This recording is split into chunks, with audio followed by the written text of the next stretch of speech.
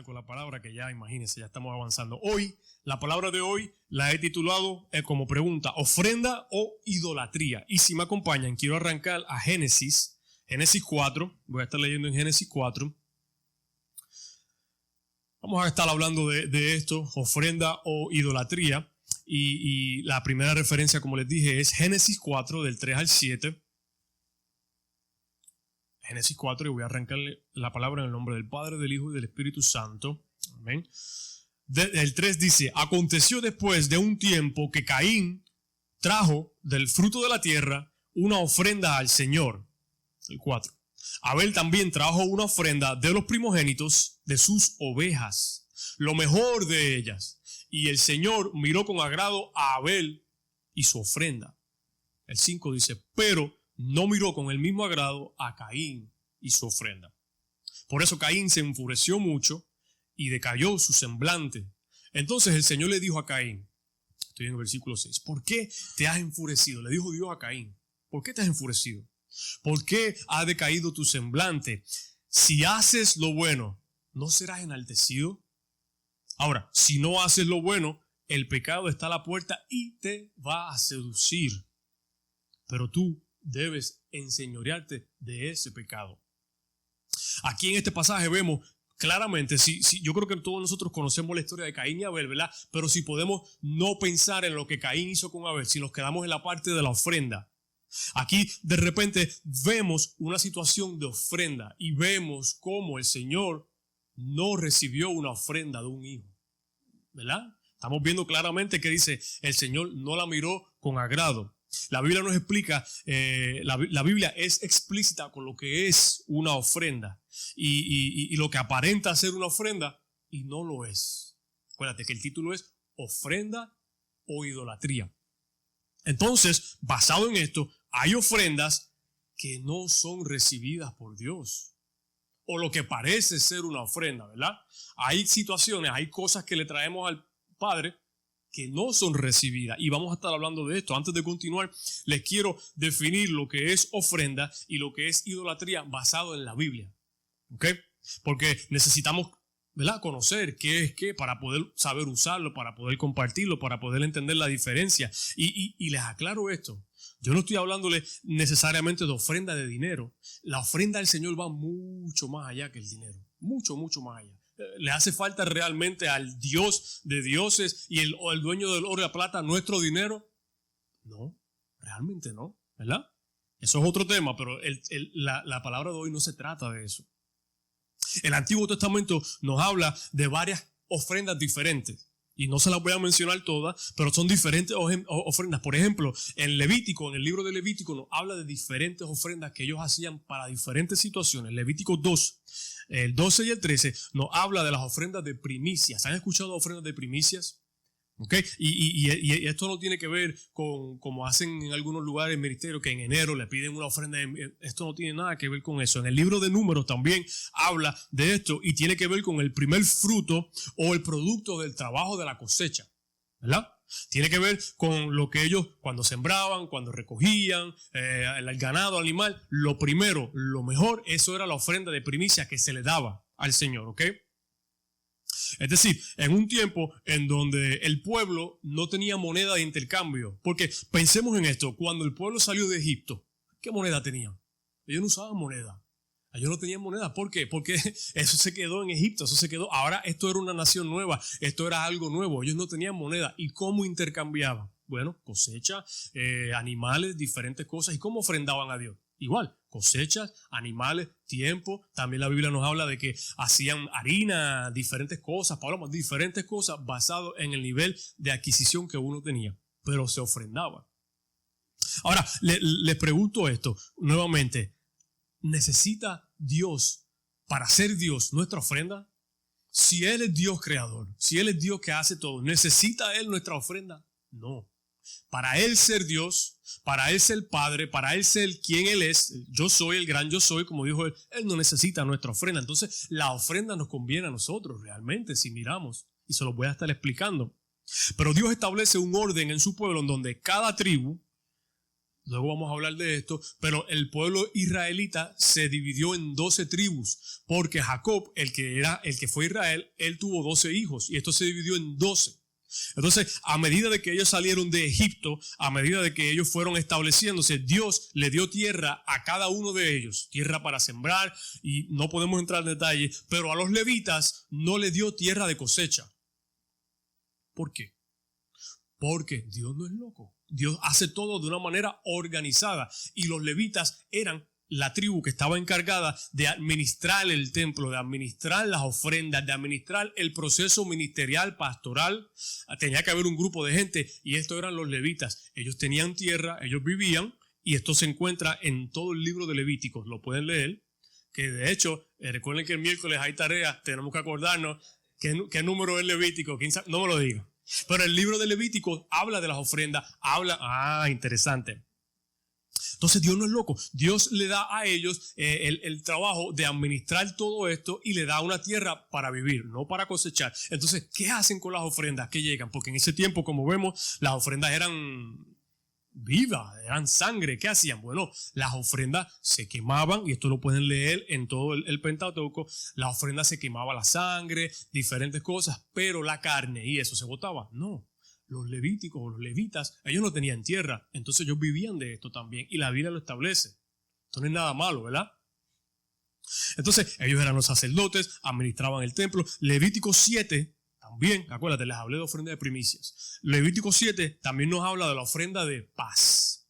Y no tenemos el tiempo de hablar de todo el sistema de ofrenda establecido en el Viejo Testamento, pero esta ofrenda de paz no es, por ejemplo, como si yo tuve un argumento con mi esposa y después del trabajo voy y le llevo unas flores como una ofrenda de paz. No, esa no era la ofrenda de paz. O si ella me hizo algo a mí, de repente viene y me hace la comida que a mí me gusta. De eso no trata la ofrenda de paz. La ofrenda de paz establecida en Levítico 7 era una ofrenda en donde nosotros estábamos contentos con Dios. Habíamos establecido algo que habíamos hecho bien, habíamos cumplido con un voto, por ejemplo, dijimos, Señor, no vamos a comer tanto tiempo, lo que sea, y cuando venimos delante del Padre, le estamos agradecidos, le damos una ofrenda de paz, una ofrenda de agradecimiento, no es una ofrenda para hacer las paces. Nuevamente no podemos entrar en todos los detalles, pero Éxodo 29 nos menciona la ofrenda por los pecados. Este sí era un tipo de ofrenda, que eran varias, en donde uno le presentaba al Señor estas ofrendas basado en el pecado que uno había cometido. Recuerda, en este tiempo Jesús no había llegado. Jesús no había dado su vida por la humanidad. Entonces todavía se hacían este tipo de ofrendas. Y luego vamos a dar una clase bíblica de las ofrendas, pero recuerda, cuando Jesús llega, todo esto cambia y ya estaba establecido. Antes de Jesús se mataban animales, se quemaba su sangre y ese humo se convertía en incienso y eso se le presentaba al Señor. La carne se usaba para diferentes cosas. Esto era, imagínese usted que luego del servicio aquí hoy estamos comiendo felices y usted viene y le pide un favor a su hijo de repente o a su esposa, a su esposo, y no le hacen el favor, le hacen una molestia y usted dentro de usted está como que, si lo cojo, pues ya usted está pecando. Y ahora usted tiene que ofrecerle una ofrenda al Padre en este tiempo. O sea, nada más con usted hacer eso, si lo cojo, le pego, lo cojo por el pelo. Ahora usted pecó en contra de su hermano, en contra de Dios. Y ahora el otro día, usted se tiene que levantar a las 3:30, 4 de la mañana, coger el animal, prepararlo, sacarle la carne.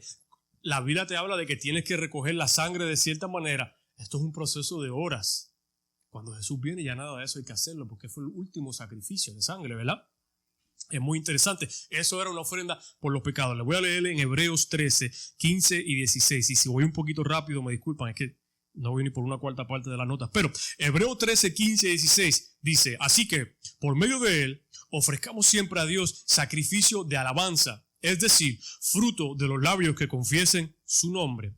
No se olviden de hacer el bien y de compartir lo que tienen, porque tales sacrificios agradan a Dios. Y mira lo que dice luego, 2 Corintios 9:7, dice, cada uno dé como propuso en su corazón Dios, no con tristeza, no por obligación, porque Dios ama al dador alegre. Hemos escuchado eso, ¿verdad? Dios ama, hay canciones y coritos de eso. Dios ama al dador alegre. Entonces, Basado en esto que les expliqué, podemos deducir que una ofrenda para Dios es una acción y una palabra que declara nuestra aceptación de que Dios es todopoderoso, creador, de que Jesucristo es el Hijo de Dios, de manera que le traiga honra al Padre. Entonces, una ofrenda es honra, es adoración y reconocer y declarar que Dios es Dios de dioses y no hay otro Dios. ¿Ok? En términos simples, vamos a explicarle lo que es la idolatría también aquí, porque la idolatría se puede parecer a lo que es una adoración. La acción se puede parecer. En términos simples, la idolatría es adoración a dioses falsos. Dioses falsos. Dioses falsos puede ser cualquier cosa. No podemos solamente pensar que un Dios falso es una figura imaginativa o algo. Un Dios, mis hijos se pueden convertir en mis dioses. Mi dinero, mi trabajo, todo que le quite la adoración al Padre, todo que le quite mi atención de Dios, que le quite el primer lugar, se convierte en mi Dios, con D mayúscula. Ok, continuamos acá. Mira lo que dice Éxodo 20. Éxodo 20 es el capítulo donde Dios le da los 10 mandamientos, ¿verdad? Éxodo 20, segundo, perfecto. El hermano está, usted va a ser el primer voluntario el miércoles para decirnos. Éxodo 20, el 3, el 4 y 5 nos manda, que son los mandamientos, a que primero no tengamos otros dioses que Jehová, que no hagamos otras imágenes y que no nos inclinemos a ninguna otra imagen o otro Dios, porque eso se convierte en idolatría. Segunda de Corintios 11, 13 y 14 dice, porque tales son los falsos profetas, obreros fraudulentos disfrazados como apóstoles. O sea que se parece, pero no es.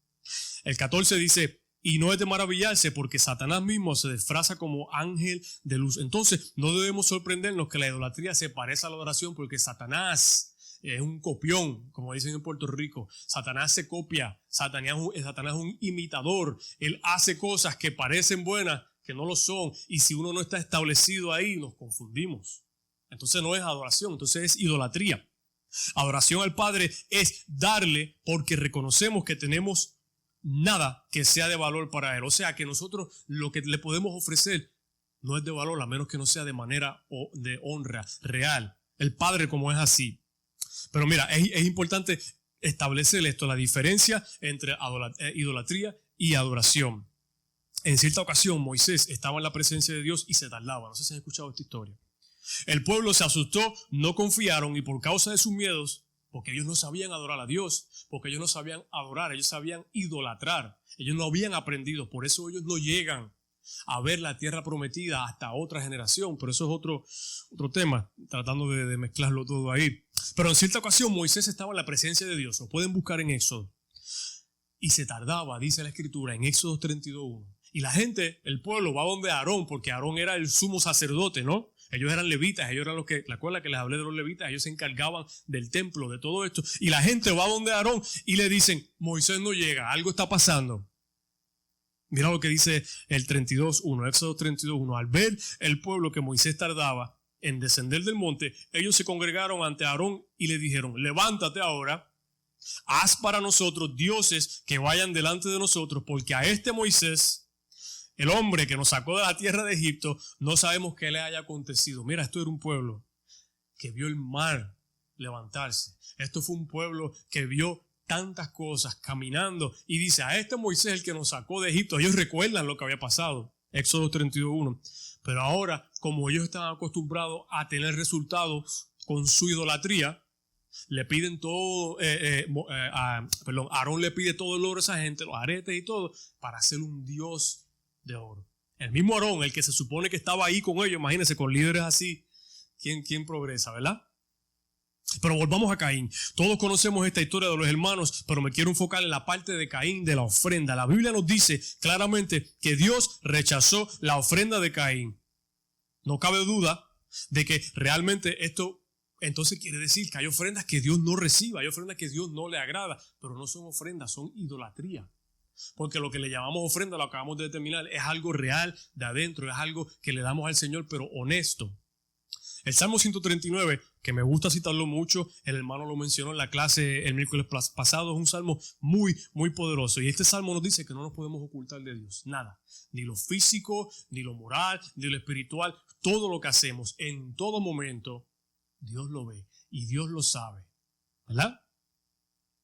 ¿Era Caín un hombre malo? Les pregunto, ¿era Caín malo? A simple vista, realmente no podemos ver eso, pero a medida que vamos mirando, nos damos cuenta de que sí, de que tiene un corazón rompido. Tenía rebeldía, tenía molestia, y ahí en ese mismo momento no se ve. Entonces uno diría de momento, ¿por qué Dios no aceptó la ofrenda de este hombre? Si este hombre, ¿qué pecado ha hecho? Pero luego vemos en su actitud y cómo él reacciona la realidad de su corazón y la realidad de sus intenciones. Eso suele suceder. Pero qué interesante que dice que Caín trajo una ofrenda de la tierra, ¿no? Más dice que Abel trajo de su primogénito lo mejor. Ahí está la aclaración, ¿no? Lo más gordo, lo más valioso de su rebaño. Y Dios no vio con agrado la ofrenda de Caín. Les pregunto, ¿vio Dios la ofrenda de Abel mejor porque era gorda o porque era la primera? No, la vio mejor por su acción, por su corazón, por su actitud. Porque ya acabamos de ver en el Salmo 139 que Dios lo ve todo. Él sabe todo. Imagínense que Caín estaba recogiendo las raíces de su terreno y las frutas y todo. ¿Con qué corazón lo estaba haciendo? Evidentemente no era con uno bueno. A lo mejor estaba apurado, a lo mejor estaba molesto, otra ofrenda para el Señor. A lo mejor estaba saturado de diferentes cosas. La palabra original en el versículo 4 de Génesis 4, que se usa para decir que Dios no aceptó la ofrenda, es la palabra Saá. S-A-A, Saá.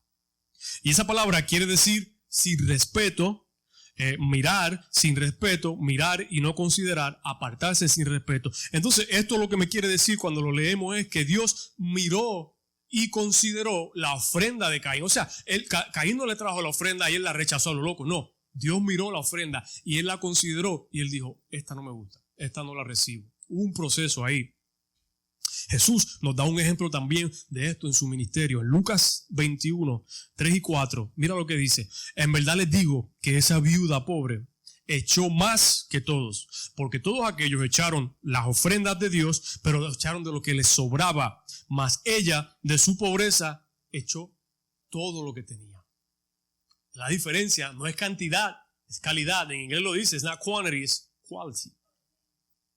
Vemos a una viuda pobre y cuando no estaban las viudas pobres en el Viejo Testamento. Las viudas siempre fueron pobres. Por eso Santiago dice, recuerda que la religión real es cuidar las viudas y los huérfanos, porque las viudas y los huérfanos no tenían quien los apoyara.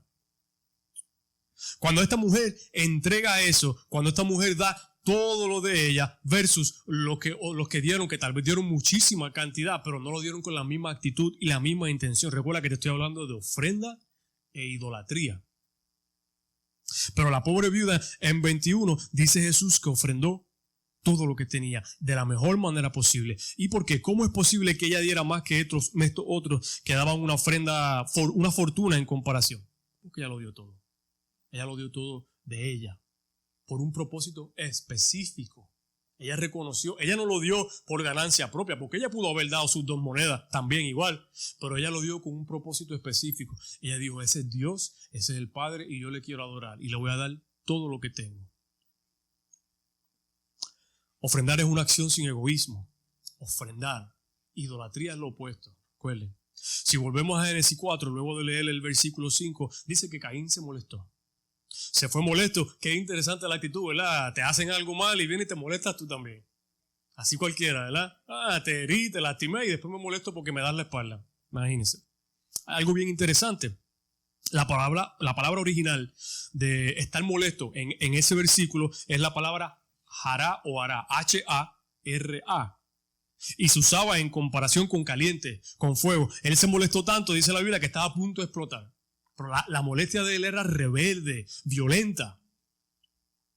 Caín se molestó tanto con Dios por él no aceptar su ofrenda, que Dios le hace un acercamiento y le explica lo siguiente. Algo muy interesante, porque recuerda que Dios no es un Dios malo, abusador. Dios te dice, hiciste mal, pero se hace de esta manera. Podemos entonces arreglarlo de esta manera. ¿Qué le dijo Jesús al joven rico? Tienes todo eso, entrégalo, pero ven y sígueme. Él no le dijo, entrégalo y quédate allá. No, haz lo que vas a hacer y me puedes seguir después. Mira lo que dice Génesis 4, 6 y 7. Estoy usando la traducción de la traducción actual. El 6 dice, entonces Dios le preguntó a Caín, ¿por qué estás tan triste y enojado? Si haces lo correcto, siempre te aceptaré con agrado, pero si haces lo malo, el pecado está listo para atacarte como un león. No dejes que el pecado te domine. Le dice, es posible que el interés de Caín era idolatrar a Dios, es decir, comprar su amor, comprar su atención. Esto es la idolatría. Cuando Dios le dice, no sabes tú qué haces, cuando haces lo bueno y lo correcto, siempre te voy a aceptar. Nosotros vamos a hacer siempre lo correcto y lo bueno. No, pero el Señor más sin embargo dice, no sabes que cuando haces lo correcto y lo bueno te voy a aceptar. Ahí está hablando de Jesús. Ahí está profetizando de Jesús. Él va a hacer lo correcto, Él va a hacer lo bueno y yo te voy a aceptar. Por eso, la Biblia habla de Jesús en todo. El Viejo Testamento es un tipo de Jesús completamente. Siempre nos está señalando y mencionando a Jesús. Mira qué interesante que Dios le dice, si haces lo bueno y lo correcto, siempre te voy a aceptar. Pero nosotros no hacemos lo bueno y lo correcto siempre. Nosotros pecamos y pecamos, pero es a través de Jesús entonces que Él siempre nos va a aceptar. Ok, esto es una lección poderosa porque vemos que Jesús siempre ha estado ahí. Aquí entra la redención a través de Jesús porque Él hizo lo correcto siempre y a través de Él nosotros tenemos esa oportunidad. Me quedan 10 minutos. Mira lo que dice Hebreos 10, 4 al 10. Porque la sangre de los toros y de los machos cabríos no pueden quitarle el pecado. Hebreos, estamos hablando en el Nuevo Testamento ya. La gente dice, ¿por qué no se hizo esto en el Nuevo Testamento? Bueno, es que Jesús lo cambió todo. Y si pensamos que Pablo escribió el libro de Hebreos, Pablo tenía conocimiento, había tenido una revelación, iluminación. Entonces dice, porque la sangre de los toros, todavía mucha gente idolatraban al Señor, trataban de hacerlo así, todavía quemaban diferentes animales, trataban porque no habían creído o entendido el propósito de Jesús, el Mesías. Hebreos 10, 4, 10 dice, porque la sangre de los toros y de los machos cabríos no pueden quitar los pecados. Por lo tanto, entrando en el mundo, Él dice, sacrificio y ofrenda no quisiste, pero me preparaste un cuerpo. Holocaustos y sacrificios por el pecado no te agradaron. El 7 dice, heme aquí para hacer, oh Dios, tu voluntad. Como en el rollo del libro está escrito, habiendo dicho arriba, sacrificio y ofrenda no te hacían falta. La ofrenda más poderosa, más hermosa, la ofrenda que cambió todo, y sin egoísmo, la hizo Jesús. Nosotros predicamos, recordamos, meditamos en su nombre, porque es lo único que hizo diferencia. Cambió el calendario antes de Jesús, después de Jesús. Cambió todo. Él sabía ya, pero en el tiempo de David todavía no tenía esa revelación de lo que iba a pasar, aunque algunos de sus salmos él estaba profetizando. Como hemos visto en los versículos que hemos leído, especialmente en el libro de Levítico, cuando traemos esta ofrenda a Dios, que es honesta, que es sacrificada, nos cuesta algo. La ofrenda cuesta algo. La ofrenda, yo escuchaba una vez un predicador que decía, yo pensaba que estaba ofrendando cada vez que daba $20, pero esos $20 no me hacían falta. Daba de lo que no le hacía falta. Eso no es una ofrenda. Claro, si usted trae $20, vamos a comprar café, vamos a pagar la luz, la iglesia lo va a usar, pero el Señor recibe esa ofrenda, que es lo más importante realmente. En Primera de Samuel, y estoy buscando la manera de cerrar esto, en Primera de Samuel, Saúl era el rey en este tiempo. Y primero que nada, Samuel era un profeta juez por el pueblo, claro. Después el pueblo le dice al Señor a través de Samuel, nosotros no queremos ya ser liderados por un juez, nosotros queremos tener un rey como todas las otras naciones. Y el Señor le dice, ok, si ustedes quieren rey, ¿verdad? Yo era el rey de ustedes, pero si ustedes quieren otro rey, vamos a dar rey. Y qué error, horrible error. Pero en Primera de Samuel, Saúl ya era el rey y llegó a un punto en donde él ya no le hacía caso a Dios. Parece que su fama, parece que su poder, parece que, no sé, diferentes cosas que le dijeron, ya él decía, yo no necesito a Dios, yo no necesito a Samuel, yo no necesito a nadie. Y en cierta ocasión, y voy a estar leyendo en 1 Samuel 15, en cierta ocasión el Señor le dice a Saúl, vas a ir a la guerra y vas a exterminar a los amalecitas, a Amalek.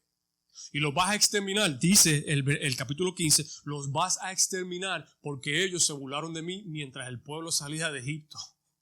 ¿Cuánto tiempo había pasado de eso? Cientos de años. Y el Señor, cientos de años después, le dice al pueblo, me voy básicamente a vengar de aquella gente que se burló de mí. Eso es otra historia. Pero le dice, vas a ir allá y vas a exterminar todo. Mujeres, niños, ancianos, animales, no vas a dejar a nada ni a nadie vivo. Le dijo Dios a Saúl. Fue una orden.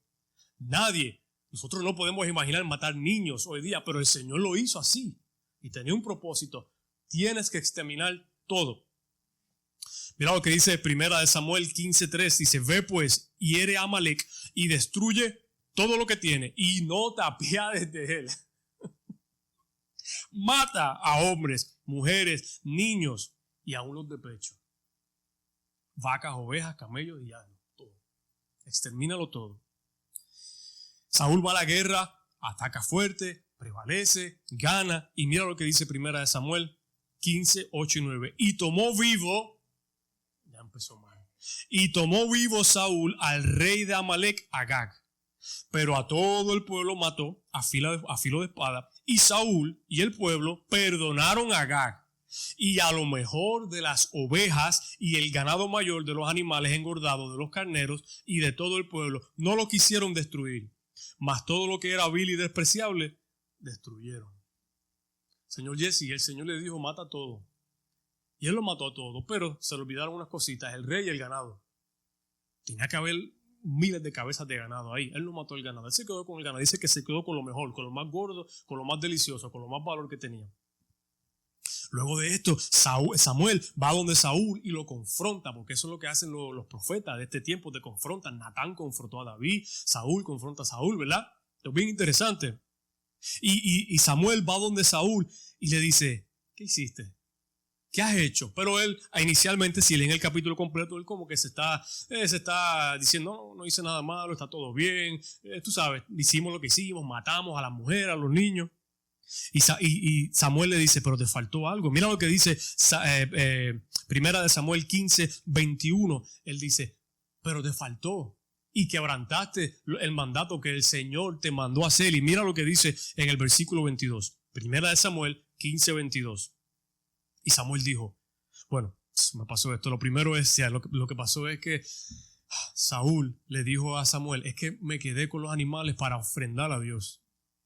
O sea que Dios mandó a matar a todos y él se quedó con lo mejor, se quedó con lo más gordito, con lo más delicioso, lo más sabroso. Y cuando Samuel le pregunta ¿por qué hiciste eso? Después de tratar de quitarse la culpa y después de tratar de hacerle excusa, dijo no, es que lo hicimos. En el versículo 20-21 dice, es que lo hicimos porque vamos a coger esos animales y le vamos a ofrendar a Dios, los vamos a quemar y vamos a levantar un altar y vamos a hacerlo. Y mira lo que dice Samuel. Recuerda que te estoy hablando y estoy terminando, te estoy hablando de ofrenda e idolatría. Mira lo que dice el capítulo 15, versículo 22, 1 Samuel. Y dijo Samuel, ¿se complace Jehová en los holocaustos y las víctimas como en que se obedezca la palabra de Jehová? Ciertamente el obedecer es mejor que los sacrificios y el prestar atención es mejor que la grosura de cualquier carnero.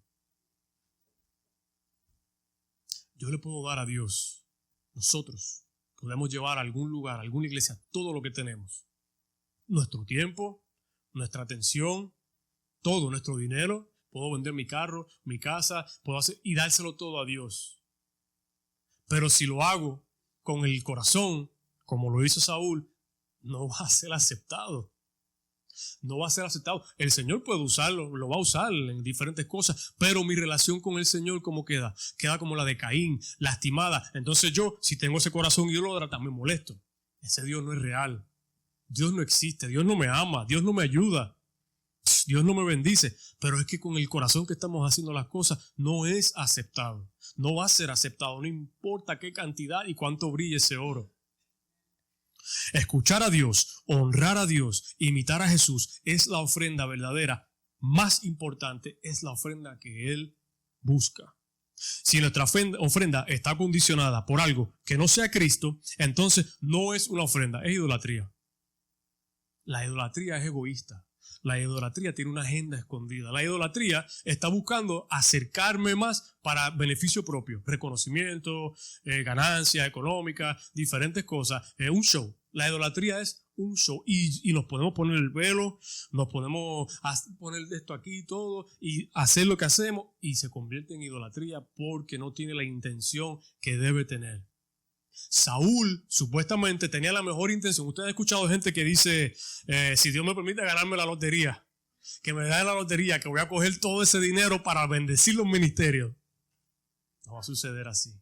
Cuando el corazón no está en el lugar que tiene que estar, no hay nada que suceda que adore a Dios, porque empieza acá, empieza nuestra intención en nuestro corazón. Entonces el Señor nos está diciendo, ya estoy cerrando, el Señor nos dice, ¿me adoras o me idolatras? Porque si me adoras, me das todo, sin esperar nada a cambio, sabiendo que ya te lo di todo. Y si me idolatras, entonces estás esperando algo a cambio. Y cuando esperamos algo a cambio, nos olvidamos de que ya lo hizo. Que tengamos situaciones en esta vida, que tengamos problemas, que tengamos luchas, eso no quiere decir que el Señor no está y no ha obrado y no va a seguir obrando. En el mundo tendremos aflicciones, pero no te preocupes porque yo he vencido al mundo, ¿verdad? Que son 80 años, 70 años comparado con una eternidad, ¿verdad? Porque si pasamos 80 años aquí, los 80 años no son de lucha. Hay unos que otros que son de lucha, pero una eternidad separado del Señor. Eso es lo que dicen que es el infierno, separación de Dios. Yo no puedo imaginarme eso, yo no quiero imaginarme eso. Cerrando con esto ya. El Señor está buscando adoradores que le adoren en espíritu y en verdad.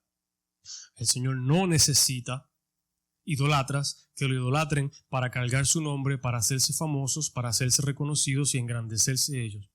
A estos el Señor los trata como a Caín y ellos se molestan como Caín. Inclinemos nuestro rostro, estoy terminando ya con esto.